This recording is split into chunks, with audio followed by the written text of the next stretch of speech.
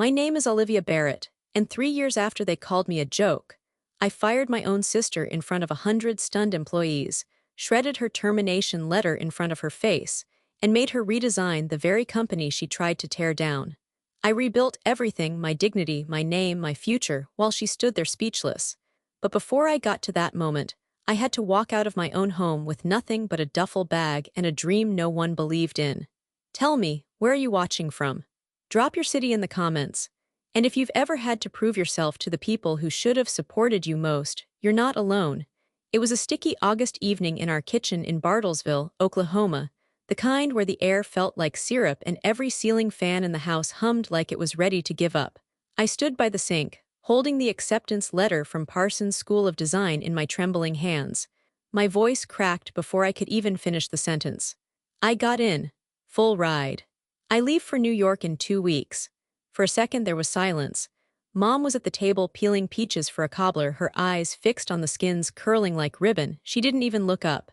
Design, live, what's next, acting, modeling, this is just vanity with a tuition price tag. Her tone wasn't angry. It was worse than that. Flat, dismissive, like I'd said I wanted to learn to juggle for a living. Jenny, my older sister by 2 years, snorted from her spot by the fridge. She was still in her Sonic uniform, arms crossed, makeup creased at the corners. No one wears your thrift store Frankenstein dresses, Olivia. They're not fashion, they're Halloween. I froze. That was the dress I made for Jenny's birthday 2 years ago. The one she wore to prom. I stitched every panel by hand. I felt the sting before the tears came. And yet I didn't cry. Not yet. Dad looked up from his crossword at the end of the table. He was quiet for a moment. Then he leaned back, tapped his pencil twice against the table and said calmly, "You go live, show them what you can do." That was it, no speech, no fuss, just 6 words that knocked the air out of me. Mom rolled her eyes and muttered, "Dan, don't encourage this foolishness." Jenny was already headed upstairs, slamming her bedroom door behind her like punctuation. I stood there alone, holding a future no one wanted me to claim. That night I packed in silence. The old duffel I used for debate tournaments now held the beginnings of a new life. 3 sketchbooks, my fabric scissors, a Polaroid of me and Dad at the county fair, both of us holding funnel cakes, and a navy blue scarf I wore the night I decided fashion could be more than a hobby. I folded each item with a kind of reverence. Like I wasn't just leaving, I was cutting myself out of the fabric of this family. Downstairs, I heard cabinets slamming, dishes clinking with pointed aggression. Upstairs, Jenny's door cracked open, then slammed again. Not a single knock on my door, not one word of goodbye. But in that quiet, I started sewing something new. Not fabric this time, resolve. I was going to New York, and someday they'd know my name not because I left, but because I made something unforgettable. The radiator clanked every night like it was clearing its throat, but I'd stopped noticing after the first week. My dorm room in Brooklyn was barely wide enough to open the closet door without hitting the bed, and the mattress felt like a stack of newspapers, but it was mine. I'd taped a row of thread samples above my desk, pinned fabric swatches along the windowsill, and turned the narrow space into my first real studio. Every night, I stayed up sketching by the soft yellow light of my desk lamp. Not because I had to, but because I couldn't stop. There was something electric in the air here. The city didn't slow down for anyone, but if you ran fast enough, it felt like it carried you. Professor Ames, who looked like she hadn't smiled since the 90s, had pulled me aside after our second critique and said, "You have a precision in your construction that I haven't seen from a first year in a decade. Don't lose that. You're not just talented, you're serious." Serious. That word meant more than any compliment I'd ever gotten back home. The night I found out I'd won the Rising Designer Showcase, I stood outside the event hall holding a styrofoam cup of burnt coffee with both hands, just to keep them from shaking. My design, a structured winter coat with asymmetrical pleating and hand-stitched accents, was displayed on a mannequin under a spotlight, and a small card below it read, "Olivia Barrett, Vision Through Contrast." When they called my name, I didn't move at first. I thought maybe they'd said someone else. I only walked up because Professor Ames gave me the tiniest nod from across the room, the kind that meant go on, you earned this. Afterward, I sat on the steps outside the venue, dress shoes tight on my feet, phone in my hand. I pressed Dad's number. He picked up on the second ring. "Liv," my voice cracked. "Dad, it's working, I'm doing it." There was a pause, and then I heard him let out a long, shaky breath. I always knew you would. That was all I needed. That weekend, I walked down Fifth Avenue with my portfolio clutched tight under my arm. Everyone was rushing, tourists with shopping bags, women in long coats, men with Bluetooth earpieces shouting into the wind. I walked slower than all of them because for the first time in months I wanted to take it in. Every stoop, every blinking crosswalk, every window lined with shoes I couldn't afford. I passed by the Bergdorf display and saw a coat that looked like the one I'd sketched last semester. Not identical, but close enough to make my heart skip. I stopped and stared, half proud, half bitter. Someone else had made it first, but that just meant I was aiming in the right direction. Back at the dorm, I updated my website for the first time in weeks. I added a photo of my showcase design. Below it, I typed the caption, "For the girls who heard, no one wears that." I stared at the screen for a long time.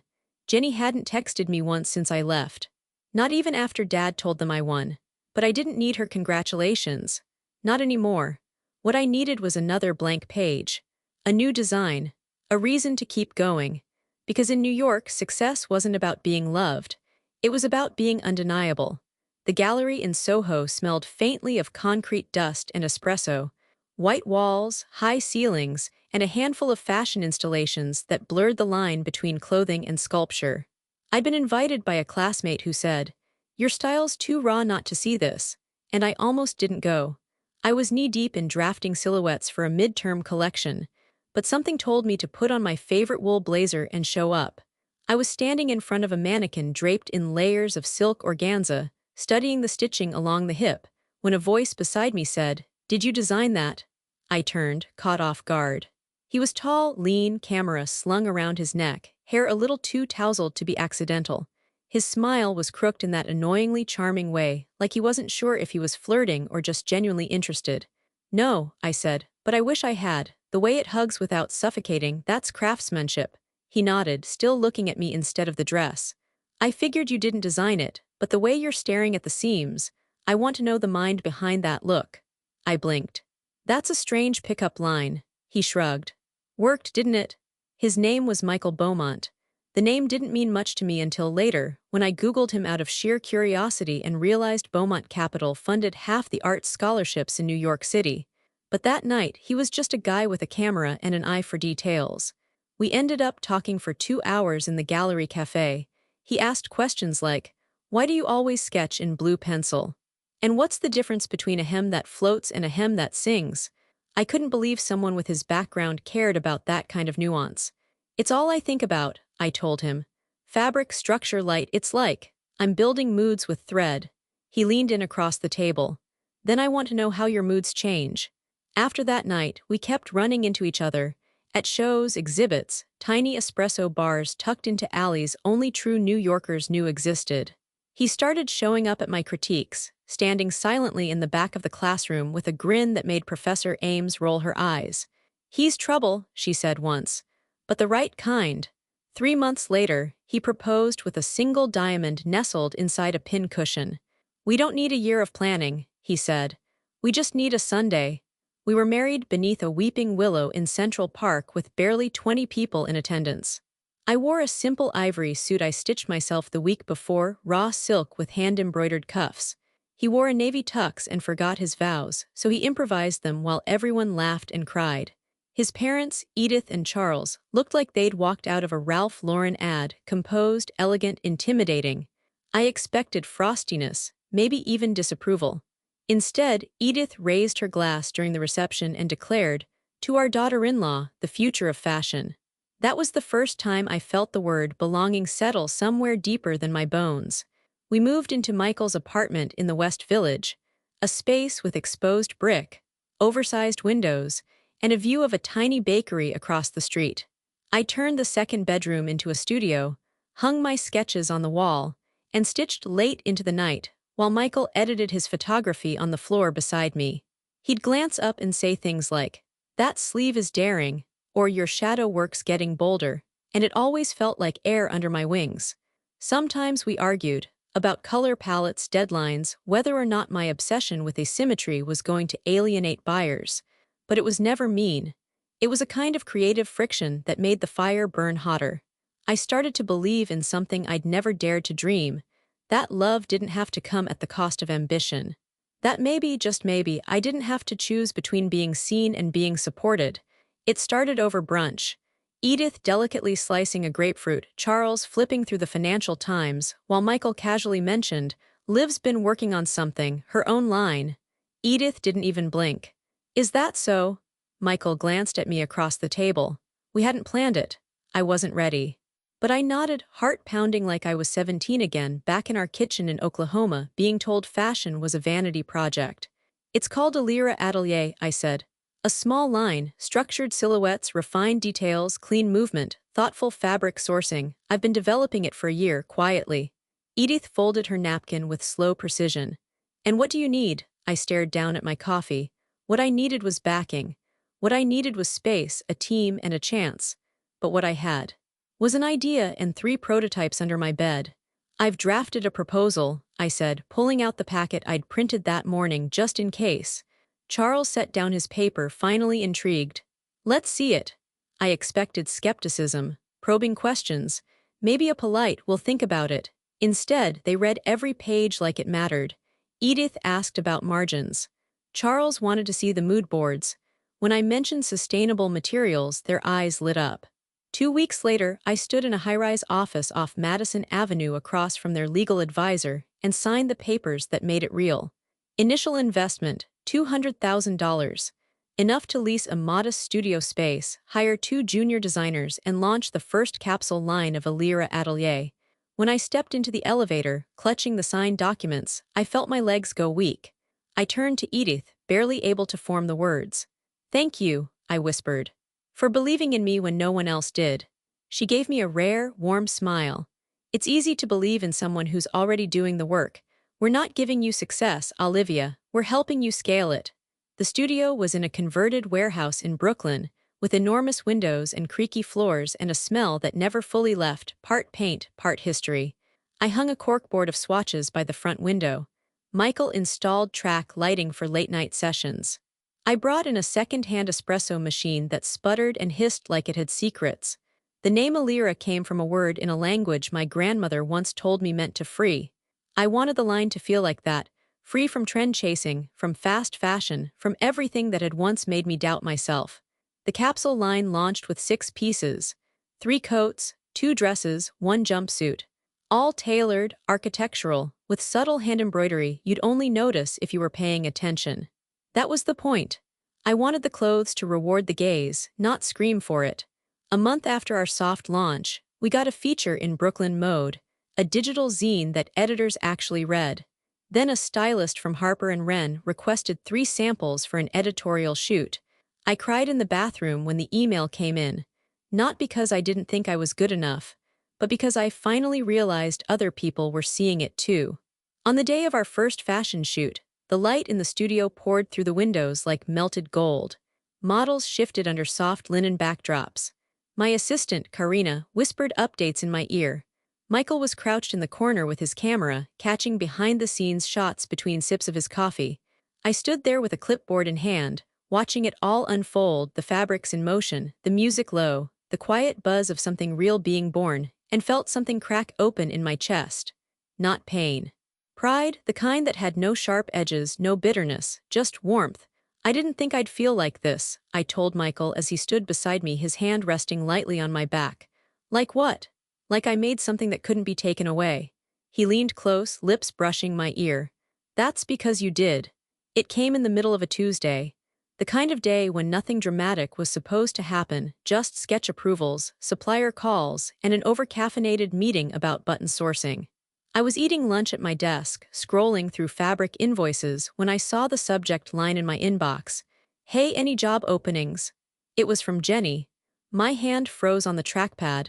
I stared at the name Jennifer Barrett and let the weight of those 2 short sentences sink in. "Heard you're doing okay. Any job openings at your place? Let me know." Jenny, no apology. No mention of New York. No reference to our last conversation 3 years ago when she called my designs Halloween costumes and slammed her door hard enough to rattle the windows. But something in me didn't harden. It didn't clench or fold or relive the ache. Instead, it softened. I hadn't heard from her since Dad passed along my showcase win. Not when I moved, not when I got married, not when the line launched and made it into print. But now, here she was, asking, reaching. I clicked the attachment. A resume surprisingly sharp. Marketing degree. 2 years at a retail chain doing customer experience management. Recently let go in a department-wide downsizing. I could have deleted the message. I could have replied with a clipped "We're fully staffed" and moved on. But instead, I forwarded it to our HR director, Miriam. Hi Miriam, please consider this candidate for the open brand associate role. She's my sister. Start her at mid-level. Don't mention my name. Oh, I watched my mouse hover over the send button. Then I clicked. I sat back in my chair, chewing the last bite of my sandwich and stared out the studio window. Across the street, a woman in a long coat was wrangling a golden retriever into a cab. The dog resisted, tail wagging, refusing to climb in. That was how this felt. Like I was coaxing a part of myself, hesitant, messy, half-forgotten, back into a world I wasn't sure it belonged in anymore. That night, I told Michael. He leaned against the kitchen counter, brow furrowed as he stirred his tea. You didn't tell her who you are? I shook my head. No, I want her to earn it, or maybe, I want to see if she even wants to for real. He watched me for a long second, then nodded. You're brave, you know, I laughed softly. No, I'm not, I'm just curious. He crossed the room, pressed a kiss to my temple. Curiosity takes courage. I didn't tell Edith and Charles. I didn't tell my staff. I simply let the system carry her through the process like any other candidate. A week later, I saw the onboarding email in the general CC thread. Welcome Jennifer Barrett, Brand Strategy Associate, Elira Atelier. She was starting next Monday. I stared at the email for longer than I should have, then closed my laptop and turned off the studio lights. Back in the apartment, I stitched late into the night. Not fabric this time, but memory. Threading the past into the present, wondering what version of my sister might walk through our doors. She hadn't asked about me. She didn't know she was stepping into something I built, but she was coming, and I wasn't sure if that made me nervous or strangely hopeful. The first time I saw her in the office, she walked past me without a flicker of recognition. She wore a fitted blazer off the rack but smart, paired with block heels and a confidence I hadn't seen since we were kids playing dress-up in Mom's closet. Her hair was darker now, clipped in a sleek bob. She laughed as she chatted with 2 junior stylists at the espresso bar like she'd been there for months. Jenny had always known how to own a room. At Elira, she slid into the culture like she'd designed it herself. I kept to the background. That was easy now. Elira had grown. Over 40 employees spanned 3 floors, with me tucked away in a private office behind a frosted glass door that bore no title. I wasn't anonymous exactly, but I let the work speak louder than my name. Jenny joined the brand strategy team under Miriam's wing. Within a week, she'd reorganized their pitch calendar, rewritten copy on a few campaigns, and gotten a test ad pushed to our digital editorials team 2 weeks ahead of schedule. She's fast, Miriam said in a casual update. Bit bold sometimes, but it's working. I'd built a culture that encouraged collaboration over competition. Still, watching her step into a space I created without knowing it was mine, there was something disorienting about that, like watching a stranger wear a coat I'd sewn from memory. I monitored her progress through the same reports I reviewed every Friday. KPIs, timelines, team notes. Her name kept surfacing in the best way, suggestions that turned into action, initiatives that gained traction. But it wasn't all spreadsheets and efficiency. There was the charm, too. Jenny had always been good at people. The kind of good that made you hand her your last piece of gum without realizing you'd done it. She remembered birthdays. She left sticky notes on coworkers' desks with jokes or compliments. People liked her. A lot. One Thursday afternoon, I passed by the break room just as she was pouring herself a cup of tea. I paused behind the corner wall when I heard her say, "Okay, but seriously. Who actually runs this place? Some mysterious wizard in a tower?" Laughter followed. "No, for real," she added, smirking. "It's like the CEO is ancient or invisible, probably both." Someone else chimed in, "I heard the founder's never even been in the building." "I mean, no offense," Jenny said, lowering her voice. "But the name sounds like a perfume line, not a fashion house."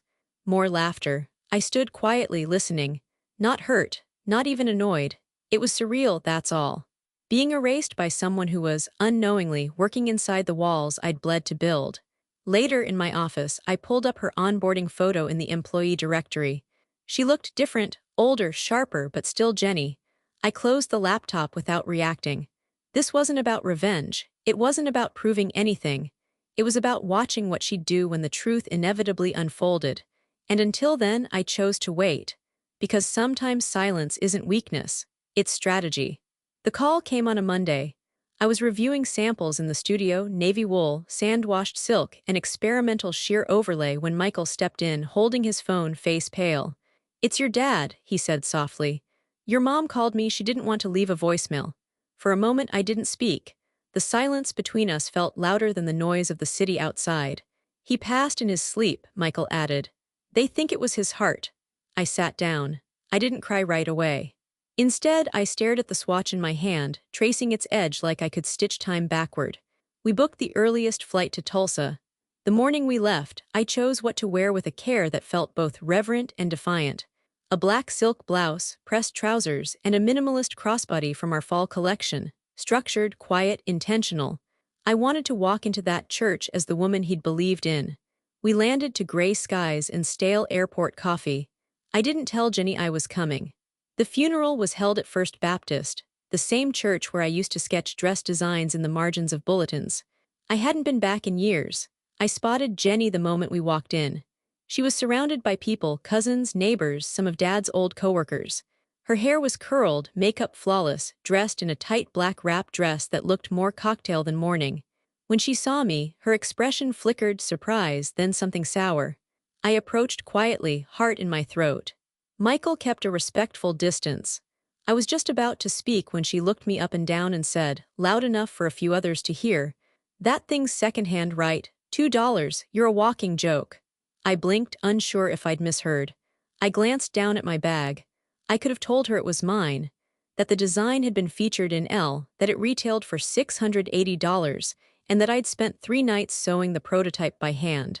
Instead, I looked at her and said, "Why are you like this?" Her mouth twitched into a smile, a cruel one. "Relax, it's a joke," but I wasn't laughing.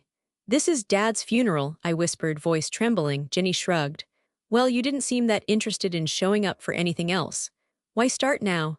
I opened my mouth to respond, but nothing came out. Because the truth was, we both knew I'd left. I'd built a life that didn't include birthdays, Sunday dinners, or phone calls. But that didn't mean I didn't care. About Dad. About how he used to check the mail with me every day when I was waiting for my college acceptance. About how he was the only one who told me to go. I stepped back. "I didn't come here to fight," I said quietly. "I came to say goodbye." Jenny turned away, already done with the conversation. Michael reached for my hand as I moved to the second pew and took my seat. I ran my thumb across the stitched edge of my bag, grounding myself in something I made, something real. As the service began and the pastor spoke of kindness and legacy, I sat there listening to words that didn't quite fit the man I knew, but I didn't mind. I kept my memories to myself. The way he used to hum when he made coffee. How he once told me, "Every woman in this family has a fire in her, some just burn cleaner than others." I smiled faintly. That fire still lived in me, even if the rest of them refused to see it. The city air felt different that morning, brisk, decisive, like even the wind was in a hurry. I'd only been gone 2 days, barely enough time for grief to settle. But in the world I'd built, nothing paused.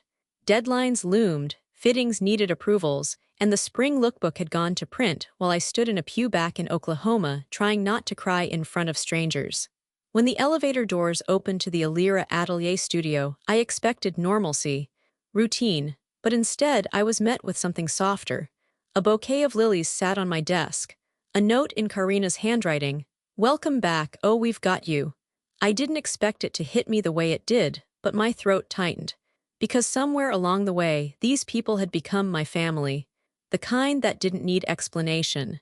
The kind that showed up with flowers and handled business in your absence without making you feel like you had to apologize for taking time to breathe. I straightened my shoulders, tucked the note into my pocket, and headed toward the design floor. That was when everything changed.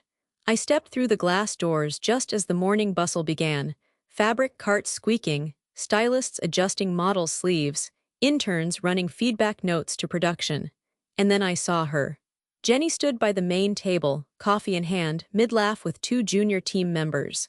Her hair was pulled back into a neat ponytail, blazer crisp, heels just a bit too high for the design floor but undeniably confident.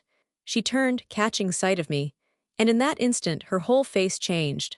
The color drained. The cup in her hand slipped from her fingers, crashing to the floor. Coffee splattered across the tile like spilled ink on canvas. "You," she breathed, eyes wide. "Why you?" The entire room froze. A roll of muslin slid off a table and thudded to the floor unnoticed. I didn't speak. I didn't have to because the truth had finally arrived and it didn't need an introduction. Someone whispered, "What's going on?" Jenny took a step back, then another. She looked around, confusion flooding her expression as realization began to dawn. "You run this place?" she asked, voice cracking. I met her eyes, steady, calm, older now. "I built it," I said. A beat of silence so thick you could have cut it with dress shears. "But why didn't you?" she stammered. "You let me work here and didn't say anything." I tilted my head slightly. "I wanted to see who you were when no one was watching." Her lips parted, but no words came out. I heard someone at the far table murmur, "Wait, that's her sister." I didn't correct them. I didn't explain. Jenny stood in the middle of the floor, coffee on her shoes, eyes brimming with something that looked like shame, but might have also been panic. "I didn't know," she said softly. "I wouldn't have said those things if but you did," I replied, voice even. No accusation, no anger, just truth, the kind that doesn't flinch under fluorescent lights. She looked away first. Karina stepped beside me, hesitating only briefly before whispering, "Do you want to handle this privately?" I thought about it. Then I looked at Jenny, standing in the middle of everything I'd spent years building, wearing her new life like she earned it, without ever wondering who made the space she walked into. "No," I said gently. "Not yet." I turned back to the team. "Let's get back to work," I said. "Design doesn't wait." And with that the room stirred again, slowly, uncertainly. But it moved, because I did. By noon, the whispers had settled into a steady hush, quiet but alive, like wind rustling through tightly drawn curtains. The air in the studio was charged with questions no one dared to voice out loud. "She's her sister. Did she know all along? Is she getting fired?" I waited. Let the silence stretch. Let the truth breathe. I gave Jenny the morning. She avoided my eyes, hovered near corners, offered half-formed updates to her team that didn't require eye contact. Her voice had lost its usual certainty, and I could see the tremor behind her polished exterior. It wasn't punishment. It was patience. By 2 p.m., I asked Karina to bring Jenny to my office. She arrived a few minutes later, standing stiff just inside the door, arms folded in front of her, as if bracing for impact. I gestured to the chair across from my desk. She sat but didn't lean back. The door clicked shut behind her. The sounds of the studio fell away. I pulled a single envelope from the drawer and slid it across the desk. Her name was typed neatly on the front. Jenny didn't reach for it right away. She stared at it like it might burn her fingers. "I don't expect you to explain anything," I said. "This isn't a punishment, it's a boundary." She swallowed, eyes glossy but dry. "You're firing me." "I'm letting you go," I corrected softly. "There's a difference." Jenny's voice wavered. "You could have humiliated me. Yesterday, right there in front of everyone, but you didn't." I didn't answer. She looked down at the envelope. I didn't know it was you, Liv, I swear." "If I had, but you didn't," I interrupted. "And still you said what you said. You treated people the way you treated them. This isn't about me being your sister. This is about whether you treat any woman that way." Her face crumpled just slightly before she caught herself. "I wasn't trying to hurt anyone," she whispered. "That doesn't mean you didn't." We sat in silence, a thick thread pulled tight between us. "I gave you this job without telling anyone who you were," I continued. "Because I wanted you to have the space to prove yourself. And you did in part. You're smart, Jenny, you work hard, but you never stopped to ask whose house you were in." She looked up then, eyes suddenly wide. "And now you're kicking me out of it." "No," I said, "I'm asking you to leave it with some dignity." I tapped the envelope once with my finger. "Your contract ends in 2 weeks. Your projects will be transitioned to Miriam's team. The rest of your pay is guaranteed. You'll leave with recommendations from HR if you choose." Jenny reached out with a slow, trembling hand and took the envelope. She didn't open it, she just looked at me. "You're doing this because of what I said at the funeral?" she asked. "About the bag? No," I said simply. "I'm doing this because I finally can." She winced, then nodded. As she stood to leave, her voice was smaller than I remembered hearing it in years. "Mom always said you were fragile," she murmured. "But I think maybe we were just afraid of what you'd become if we didn't break you first." I stayed seated, hands folded in my lap. "Now you know," I said. Jenny opened the door. The hallway beyond was quiet. A few designers looked up from their desks, their eyes flicking from her face to the envelope in her hands. No one said anything. The click of the door behind her was soft, final. I exhaled. Outside the window, the afternoon sun spilled onto the city like liquid gold, softening the edges of everything. In the silence that followed, I leaned back in my chair and let it wash over me. Not relief. Not victory, just clarity. And sometimes, that's enough. I had barely stepped off the elevator the next morning when I saw her. Jenny stood just outside the glass studio doors, eyes red, mascara streaked down both cheeks, arms hugging herself like she was trying to hold in every word she hadn't said. She didn't look like the woman who'd sauntered into our company 3 months ago. She looked like the girl I used to share a bedroom with before ambition, resentment, and silence turned us into strangers. I froze. Our eyes met. She didn't move. Neither did I then. Slowly, I pushed the door open. The bell chimed gently above us, soft and out of place in the moment's heaviness. "Can we talk?" she asked, voice hoarse. "Somewhere not here," I nodded, said nothing. Just led her down the hall to the back lounge, an unused room with velvet chairs, dim lighting, and soundproof walls. It was meant for press calls, VIP fittings, the rare moment of retreat. Today, it would hold something heavier. I shut the door behind us. She sank into one of the chairs, hands clasped so tightly in her lap her knuckles turned white. "I didn't sleep," she started, "at all." I sat across from her, silent, waiting. She looked up. "You probably think I came to beg for my job back, but I didn't." I raised an eyebrow. "No," she shook her head. "I came because I couldn't leave it like that, not without telling you the truth." I leaned back slowly, unsure what she meant, but bracing for the twist I could feel coming. "I never hated you," she said, tears welling again. "God, Olivia, I envied you. That's not the same thing." My stomach tightened, but I stayed quiet. She exhaled, trembling. "Mom made me believe you were selfish, that you were leaving us, that you didn't care about family or responsibility, that everything you wanted was about you." I blinked. "Mom told you that?" Jenny nodded, eyes brimming. "She'd sit me down while you were in your room sketching and say things like, 'There goes Olivia again, too good for the rest of us.' Or, 'Don't expect her to come back when it all falls apart.' She made it sound like you abandoned us." My heart beat louder than her words. "She said Dad favored you," Jenny continued, "that you could do no wrong in his eyes, and that if I didn't stand up for myself, he'd forget I existed." I stared at her, speechless. "She turned me against you before you ever left," she whispered. "And by the time you did, I was too proud to admit I missed you, that I wanted what you had, not the success but the courage to go." I felt the air shift, heavier, more fragile. "And then," she added, voice cracking, "when you got married and didn't invite me, I thought it proved everything, that I'd been right to shut you out." I inhaled sharply. "I didn't invite you," I said softly, "because I didn't think you'd come. You hadn't spoken to me in 3 years." She wiped her face, nodding. "I know, I just didn't know how to undo it." The silence that settled between us wasn't hostile this time. It was mournful, honest.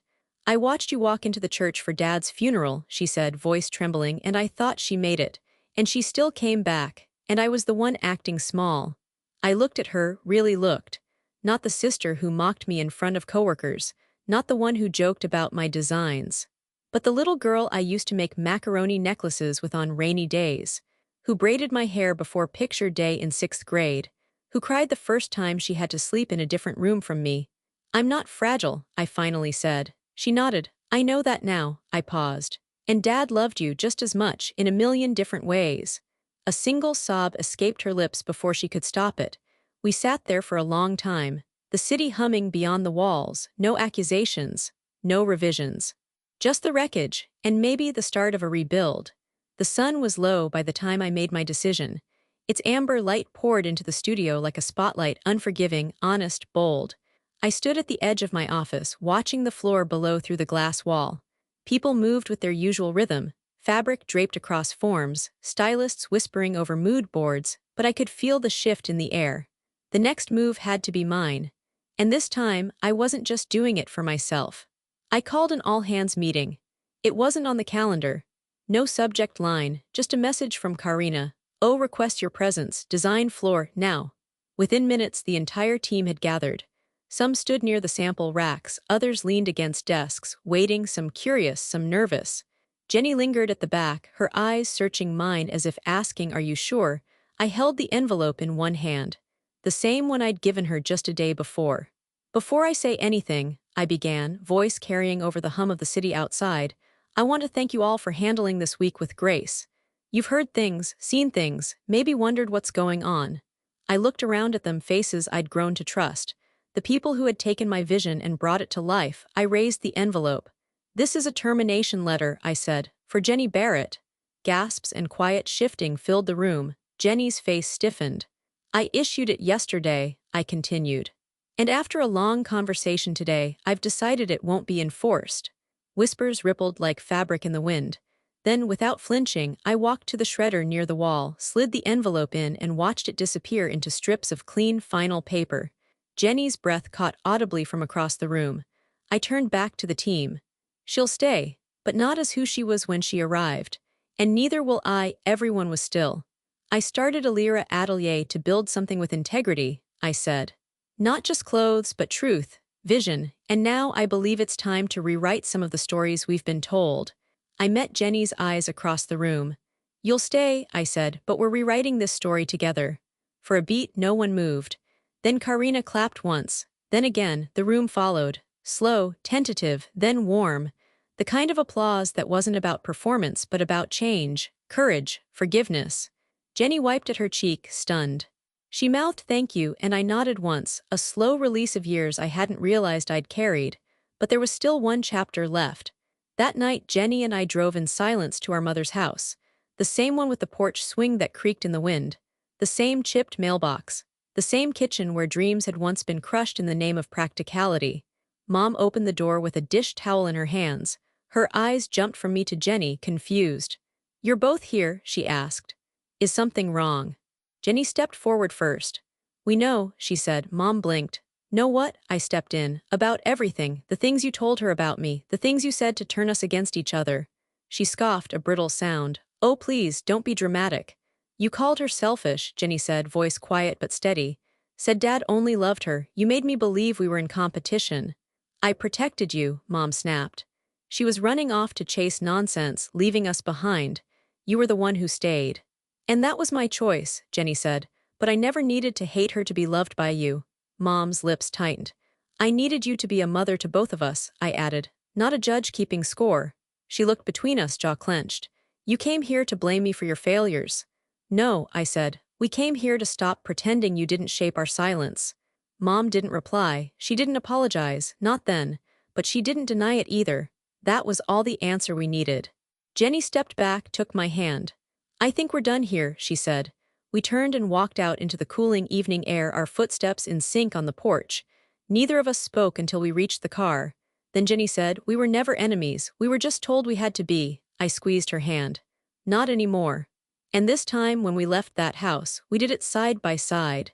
The shift wasn't loud. It didn't happen with applause or headlines or some sweeping overnight transformation. No, it began in quiet ways. Early Monday meetings, shared coffee cups, the gentle rethreading of something that had frayed long ago. Jenny came back to work the following week with her sleeves rolled up and her walls down. Not as a favor, not as a sister, but as someone who was ready to rebuild. She walked into her new role, head of community development, with the same confidence she always carried, but now it came with something more, intention. We gave her a small team and a bold task.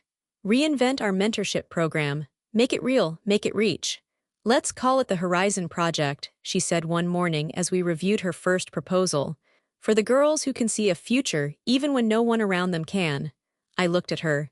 She didn't mean someone, she meant us, and I nodded. "Let's do it." We reached out to high schools across the Midwest. We created portfolios and workshops and application packets that didn't require perfect GPAs or expensive internships, just vision, drive, and sketches on notebook paper. Jenny handled the outreach calls with a kind of passion I hadn't expected. She spoke to girls in Kansas, Arkansas, Oklahoma, telling them that their dreams weren't silly, and their zip codes didn't define their destiny. When the first round of mentees arrived at Alira that spring, something in me softened for good. They were so much like I had been, wide-eyed, hungry, unsure of whether they were allowed to want more. And now we were telling them, yes, you are. Jenny even began speaking publicly at panels and interviews, and eventually on a small design podcast that covered fashion startups and female leadership. One clip made it onto a viral TikTok. I watched it alone in my office one night, volume low. She gave me a second chance, Jenny was saying, eyes focused, voice clear. And more than that, she gave me the courage to speak my truth. I wouldn't be here without her. And I don't just mean this role, I mean the healed version of myself. I paused it there, because it was enough. I no longer needed headlines or features or even recognition. Peace had finally taken root in a place I hadn't expected, inside me. I no longer checked my inbox for family disapproval. I no longer feared failure like it was proof of their doubt. Because somewhere between forgiveness and growth, I'd stopped needing to prove them wrong. The team was thriving, sales were up, and every week we had a waiting list for the Horizon project. We framed a note from one of our first mentees and hung it near the elevator. It read, "I didn't know someone like me could belong here, but you made me feel like I do." It was signed in purple ink, age 16, from Enid, Oklahoma.